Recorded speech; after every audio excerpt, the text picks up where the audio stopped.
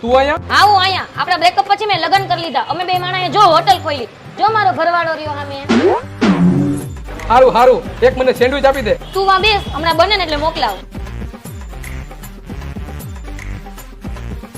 આ 4 cheese garlic bread આપી દો તો. એ હા મોકલાવું. આ 2 દાબેલી આપી દો. બસ 2 મિનિટમાં આવે. આ એક દહીં વડા આપી દેજો. એ હા હા આવે. આ 2 વડાપાવ આપી દેજો. એ હા હાલો ઈ મોકલાવી દો. આ એક પાણીપુરી આવવા દેજો. એ હા મોકલાવું. આ એક થમ્સ અપ આપી દેજો. એ હા હા આવે. કેટલું બિલ થયું?